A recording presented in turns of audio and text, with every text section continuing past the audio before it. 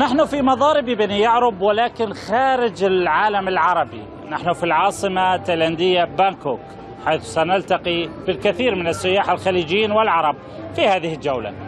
كل ما يوجد هنا ينطق باللغة العربية، الشوارع واللافتات والوجوه.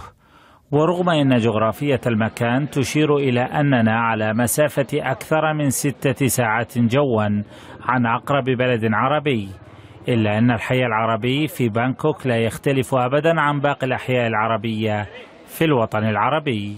حي عربي تواجد فيه المطاعم العربية، يتواجدون فيه أخواننا العرب، محلات عربية يعني مواد أو حاجات تخص العرب. عندنا مندي لحم، مندي دجاج، مندي سمك، مشاوي، صوانين، مغبلات، أكلات يمنية، خليجية، صيادية، زربيان، كل شيء. يزخر حي العرب بالمطاعم والفنادق والمحال التجارية التي تبيع للسياح العرب الأطعمة والمشروبات والملابس العربية، لذا فلا تستغرب إن وجدت المشروب الخليجي الشهير شاي الكرك هنا في العاصمة بانكوك. يعني كرك وبانكوك. نعم عشان احنا نتذكر اصلا عندنا في عمان ما نشرب الا الكرك موجود يعني، فانا اليوم عرفت هذا المحل وثاني مره اجي فيه.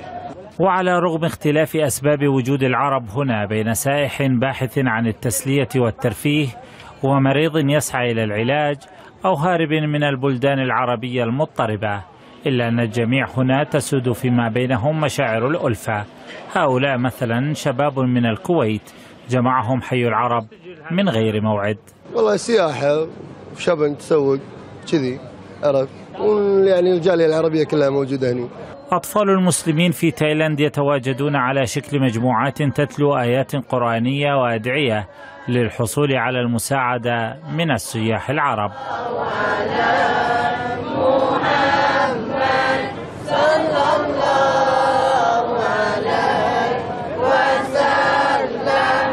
لا يحبذ الكثيرون من العرب تواجد قناة عربية هنا، لا سيما أولئك الباحثون عن الخصوصية. أبد ما طوفني والله. طب ارسل سلام لأهل الكويت. هم ما يدرون اني لا توقعني. من العاصمة التايلاندية بانكوك، محمد العرب، العربية.